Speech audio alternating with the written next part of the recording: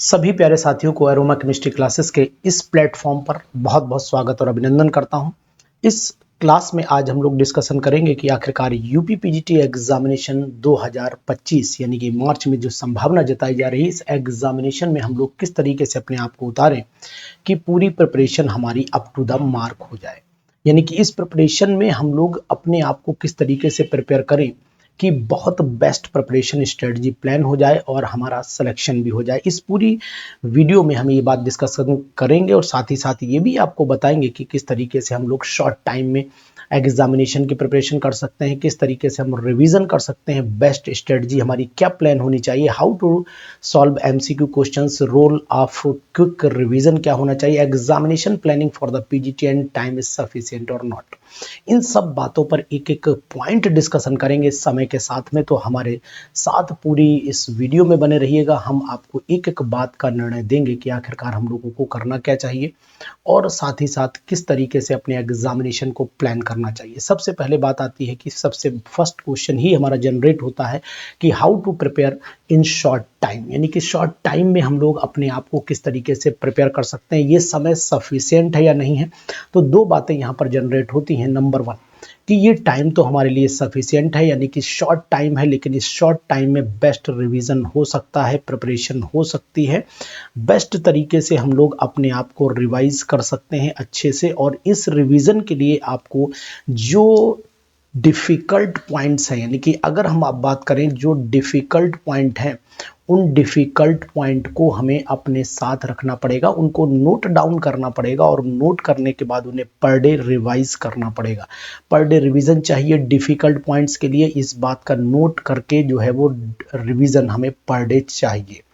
100% अगर per day revision करेंगे तो फिर ये मान के चलिएगा कि यहाँ पर हम अपने आप को खरा उतार पाएंगे। तो रिवीजन में आप जितने भी डिफ़िकल्ट टर्म्स हैं, डिफ़िकल्ट पॉइंट्स हैं, उनको आप कंसीडर कर लीजिए और कंसीडर करने के बाद आप उनको एक कॉपी बना लीजिए और उस कॉपी पर बढ़िया ढंग से लिख करके रिवाइज करते रहिए। तो ये आप शॉर्ट टाइम में यानी कि विद इन 4 मंथ्स आप बढ़िया रिवीजन कर सकते हैं। बेस्ट रिवीजन आपका हो जाएगा, बेस्ट रिवीजन हो जाएगा।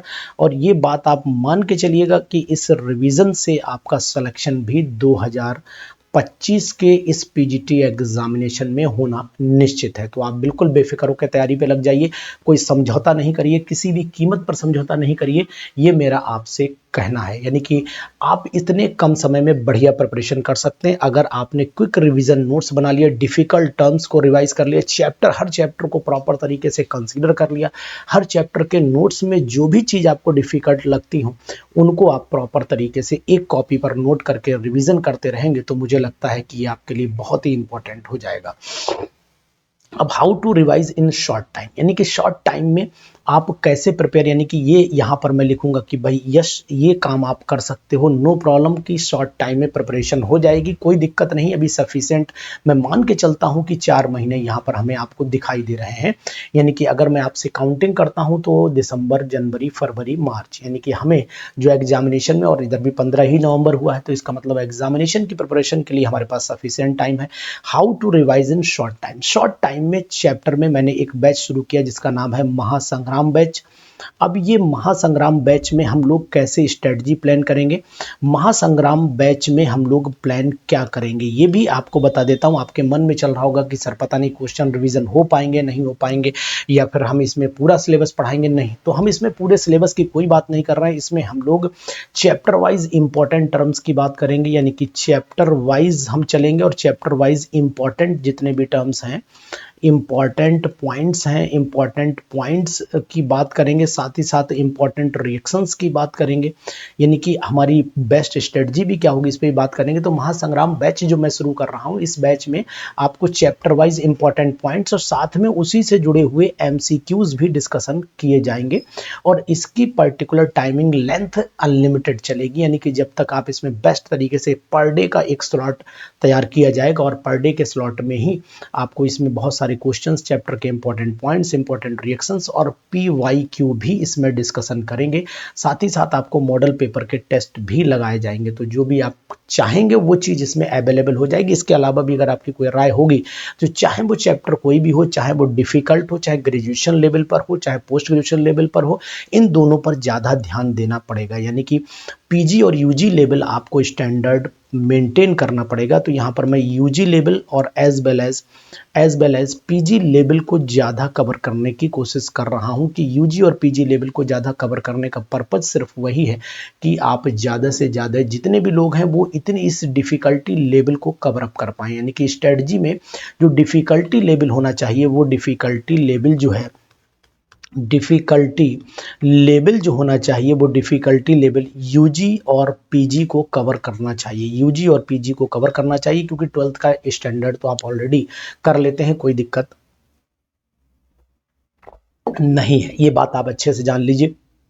तो यहाँ पर स्ट्रेटजी अब हमने क्या करनी है वो भी मैं आपको बताता हूँ। सबसे पहले हम लोग बात करेंगे कि जो फिजिकल केमिस्ट्री में भी आप जानते हैं कि कितने टर्म्स है, कितने पॉइंट्स है। सबसे पहले हम लोग केमिस्ट्री के 3-4, वैसे तो केमिस्ट्री 3 ब्रांचेस में डिवाइडेड है, जिसको आप लोग फिजिकल केमिस्ट्री बोलते हो, जिसको आप फिजिकल केमिस्ट्री बोलते हो, जिसको आप ऑर्गेनिक केमिस्ट्री बोलते हो, जिसको आप इनऑर्गेनिक केमिस्ट्री बोलते हो। यानी कि केमिस्ट्री में भी आपको 3 पार्ट, लेकिन यहाँ पर मैंने फिजिकल, ऑर्गेनिक, इनऑर्गेनिक के साथ में एक स्पेशल पीजीटी फोल्डर भी बनाया है। यानी कि स्पेशल पीजीटी फोल्डर का मतलब है कि इसमें वो टॉपिक्स ही कंसीडर किए जाएंगे जो यूजी और पीजी लेवल को कवर कर रहे होंगे। यानी यूजी लेवल कवर कर रहे होंगे और पीजी लेवल कवर कर रहे होंगे, चाहे वो फिजिकल के हों, चाहे ऑर्गेनिक को हो, चाहे इनऑर्गेनिक को। यानी इन टॉपिक्स को प्लान किया जाएगा। तो सबसे पहले हम लोग ऑर्गेनिक केमिस्ट्री कंप्लीट करेंगे, फिर आपके ये इनऑर्गेनिक करेंगे और फिर फिजिकल करेंगे। यानी कि हम इन दोनों केमिस्ट्रीज में ये भी शामिल कर सकते हैं कि भाई अगर हम लोग करना है, ये आपसे भी डिस्कशन करेंगे और आपसे बात भी करेंगे कि आखिरकार सबसे पहले हम इसमें ऑर्गेनिक पर ध्यान दे रहे हैं। नंबर 1 हम ऑर्गेनिक पर ज़्यादा ध्यान देंगे। नंबर 2 हम ऐसा कर लेते हैं कि फिजिकल पर भी अपना कंसंट्रेशन बेस्ट बना लेते हैं और देन इनऑर्गेनिक केमिस्ट्री पर भी अपनी बेस्ट स्ट्रेटजी प्लान करेंगे। और स्पेशल जो टॉपिक्स हैं, स्पेशल कुछ टॉपिक होते हैं, उन पर भी हमारा डिस्कशन चलेगा। और लास्ट में हम डिस्कशन करेंगे आपसे PYQ और MCQs। PYQ हम लोग PYQ गेट एग्जामिनेशन से भी उठाएंगे, और कुछ हम CSIR नेट से भी उठाएंगे। ये PYQ CSIR नेट और गेट दोनों एग्जामिनेशन से कंसीडर करेंगे। कारण ये कि गेट एग्जामिनेशन के बहुत सारे क्वेश्चंस को नोट किया गया है कि अब तक वो PGTs में पिछली बार आए भी हैं, तो इनको भी हम PYQ उठाएंगे यहाँ पर, लेकिन लेवल PGT का ही मेंटेन करना पड़ेगा। तो ये हमें ज़रूरत है और इस चीज़ की डिमांड है। How to solve the MCQs, आपको पर डे, मैं चाहता हूं कि पर डे 100 से लेकर के यानी कि 50, मिनिमम 50 हो जाए और मैक्सिमम 100 MCQs आप रिलेटेड टॉपिक से जरूर करिए। जो रिलेटेड टॉपिक से करेंगे उनमें से अगर कोई प्रॉब्लम्स आती हैं तो डाउट हमसे जरूर पूछिए। प्रॉब्लम भी सॉर्ट आउट हो जाएगी, आपकी प्रॉब्लम में भी कोई दिक्कत नहीं आएगी, ये प्रॉब्लम भी आपकी सॉर्ट आउट हो जाएगी। और इस प्रॉब्लम से ज़्यादा एकदम से मैसेज ना करिए और ग्रुप पर डिस्कशन करना भी शुरू करिए। तो MCQs जरूर सॉल्व करिए, लेकिन पर डे MCQ सॉल्व करने से पहले आपको ये जरूर ध्यान देना पड़ेगा वो टॉपिक रिवाइज होना चाहिए। तो हम लोग शुरुआत करेंगे ऑर्गेनिक केमिस्ट्री से, और ऑर्गेनिक केमिस्ट्री की शुरुआत आपकी हो जाएगी विद इन 2 और 3 डेज। यानी कि बैच प्लान हो जा रहा है। बैच प्लान होने के बाद एकदम बढ़िया स्ट्रेटजी के साथ में हम आपके साथ चलेंगे। रोल ऑफ NCERT क्या होगा, यानी NCERT का क्या रोल है। तो देखिए, आपको NCERT के जो कॉम्पैक्ट पैराग्राफ हैं, उनको आप कंप्लीट जरूर कर लीजिए, अब ये कहोगे सर ये कॉम्पैक्ट पॉइंट और कॉम्पैक्ट पैराग्राफ क्या है, तो वो मैं आपको बताने की कोशिश करूंगा। हर चैप्टर में कुछ इंपॉर्टेंट पॉइंट्स दिए जो जनरली हम लोग 12th क्लास में डिस्कशन नहीं करते हैं। वो चाहे वो वेरिएशन हो, चाहे वो फैक्टर्स हो, चाहे वो ग्राफिकल रिप्रेजेंटेशन हो, चाहे वो न्यूमेरिकल पॉइंट ऑफ व्यू से बात कर रहा हो, तो इन सब चीज़ों को NCERT को एक बार आपको रिवाइज कर लेना चाहिए। NCERT को रिवाइज नहीं कर लेना चाहिए, NCERT को एक बार पढ़ लेना चाहिए। NCERT को एक बार पढ़ लेना चाहिए बहुत ध्यान से, और उन सभी पॉइंट को हाईलाइट कर लेना जो पॉइंट आपके एग्जामिनेशन में लगता हो कि ये हमने बहुत डिस्कशन नहीं किया। तो NCERT के वो पॉइंट डिस्कशन ज़्यादा करिएगा जो आपने बहुत ज़्यादा नहीं पढ़े हो और ना पढ़ाते हो। रोल ऑफ क्विक रिवीजन क्या है? क्विक रिवीजन का रोल ये होगा कि अभी तक आपने जो रिवाइज नहीं किया है, जो रिवाइज नहीं किया है, जो रिवीजन आपने नहीं किया है, जो चीज़ आपने नहीं पढ़ी है, जो चीज़ माइंड से हल्के हल्के वॉश आउट हो रही है, जिस पर धूल जम चुकी है, उस धूल को हटाने का काम ये क्विक रिवीजन करेगा। यानी कि धूल धूल जो धुंध आ चुकी है, वो धूल हटाने का काम ये क्विक रिवीजन करेगा। ये धूल कैसे हटेगी? किसी चीज़ को बार बार साफ करते रहिए, बार बार साफ करते रहिए, तो एक दिन तो उसके अंदर 100% है कि चमक आनी ही आनी है। तो फिर मैं तो आपसे यही कहूँगा कि भाई जितना भी आपने मटेरियल पढ़ रखा है उसको उठा लीजिए, निकाल लीजिए, उसको साफ कर लीजिए। उस साफ करने के बाद आप बढ़िया ढंग से उसका रिवीजन भी कर लीजिए। और ये क्विक रिवीजन का मतलब होता है कि इंपॉर्टेंट पॉइंट्स को देखें और इंपॉर्टेंट पॉइंट्स के साथ में जो चीज़ हमें इंपॉर्टेंट लगे, जो चीज़ जरूरी लगे, उस चीज़ को हम नोट डाउन कर लें। इस बात का भी ध्यान देना है। Examination planning of PGT examination planning भी करनी पड़ेगी आपको। एग्जामिनेशन प्लानिंग के लिए आपको ये काम जरूर करना पड़ेगा कि आप एक पर्टिकुलर समय दें, यानी कि 2 आवर्स पर डे अगर आप दे सकते हैं। अगर जॉब में है तो 2 घंटे दे दिए, जॉब में नहीं है तो कम से कम आप 4 घंटे दीजिए। यानी कि अगर आप केवल ट्यूशन कोचिंग में हैं यानी कि तो आप 4 घंटे दे दिए, ओनली प्रिपरेशन पर चल रहे हैं तो 6 घंटे दे दीजिए। अब इन तीनों में वेरिएशन मैंने क्यों रखा? जो जॉब में है वो ऑलरेडी स्टडी कर रहा होगा और ऑलरेडी पढ़ा रहा होगा, तो 12th लेवल तो इसका ऑटोमेटिकली स्ट्रांग हो चुका होगा। यानी कि 11th 12th level already strong हो चुका होगा। केवल इसे ग्रेजुएशन और बीएससी लेवल पर और एमएससी लेवल पर जाकर के मेहनत करनी होगी, तो 2 आवर्स आर द सफिशिएंट। लेकिन जो लोग केवल ट्यूशन कोचिंग पढ़ा रहे हैं, वो ट्यूशन कोचिंग का कंसेप्ट ये होता है कि कम बच्चों को पढ़ाना रहता है, तो थोड़ा सा ज़्यादा यहाँ पर 12th लेवल को भी स्ट्रांग करना पड़ेगा और साथ में बीएससी लेवल पर भी बहुत मजबूती लानी पड़ेगी और एमएससी लेवल पर तो बहुत ही लानी पड़ेगी। इसलिए टाइम थोड़ा सा बढ़ा है। जो केवल प्रिपरेशन कर रहे हैं तो इसका मतलब है कि उनके लिए 11th 12th की दोनों किताबें पढ़नी पड़ेंगी, इसको भी आपको समय देना पड़ेगा। और ये एनसीईआरटी पढ़ लीजिए, ज़्यादा बेटर रहेगा। इसके बाद आप बीएससी लेवल पर चले जाइएगा, इसके बाद आप एमएससी लेवल पर चले जाइए। इन दोनों को भी इसे 2 घंटे दे दीजिए, 2 घंटे बीएससी और एमएससी लेवल पर दे दीजिए।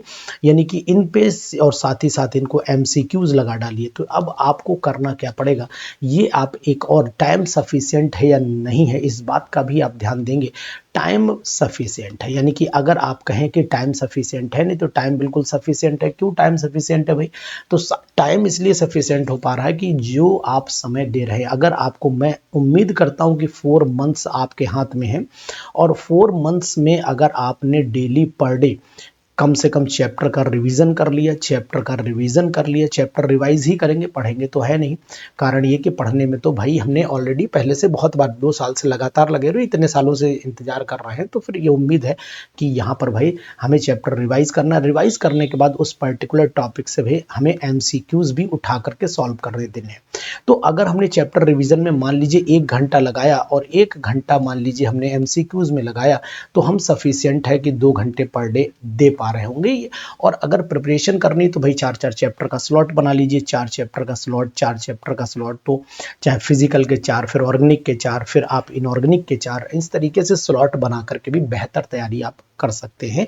ये एक प्लान है। और हमारे महासंग्राम बैच का बहुत ही इंपॉर्टेंट पॉइंट ये होगा कि हम आपको रिवीजन भी कराएंगे, एमसीक्यूज भी सॉल्व कराएंगे, यानी कि पूरी प्लान स्ट्रेटजी के साथ में उतरेंगे और यहाँ पर आपको पर डे एमसीक्यूज का भी डोज देंगे और साथ ही साथ आपका बेस्ट रिवीजन भी कराएंगे और उन सब पॉइंट को डिस्कशन करेंगे जो पॉइंट आपके एमएससी और बीएससी लेवल में जरूरत रहते हैं, चाहे वो फेज रूल से जुड़ा हुआ हो, चाहे वो हेट्रोसाइक्लिक कंपाउंड से जुड़ा हुआ हो, चाहे वो स्पेक्ट्रोस्कोपी से जुड़ा हुआ हो।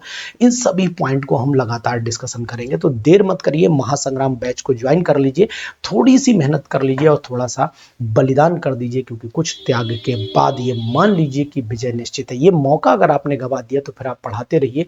एक दिन ऐसा जरूर आता है जिस दिन आपका मन जरूर करता है कि आज थोड़ा सा रेस्ट कर लिया होता, तो वो समय आपको तभी मिल पाएगा जब आप पूरी तरीके से कंपटीशन निकाल दोगे। उसके बाद माइंड आपका रेस्ट में आ जाएगा और जब माइंड रेस्ट में आ जाएगा तो फिर आप भी बेस्ट प्लान कर सकते हो उन स्टूडेंट्स के लिए जो वास्तव में आपकी ज़रूरत बनेंगे और जो आप वास्तव में आप पर ही निर्भर होंगे। तो इन चीज़ों का ध्यान रख करके आप प्रिपरेशन करिए यूपी पीजीटी एग्जामिनेशन, क्योंकि ये महासंग्राम अब थमेगा नहीं और ये तब तक चलेगा जब तक कि पीजीटी का एग्ज़ाम नहीं हो जाता है। और इस एग्जामिनेशन में अब बहुत देरी नहीं है, इसलिए अपनी अपनी तलवारों पर धार जरूर लगा लीजिए, ये मेरा आपसे कहना है। तो फिर इंतजार किस बात का है, डिस्क्रिप्शन के लिंक में चले जाइए और ज्वाइन कर लीजिए महासंग्राम बैच। और स्ट्रेटजी प्लान मैं आपको करके बताऊंगा कि आखिरकार किस तरीके से आप सिलेक्शन पा सकते हैं।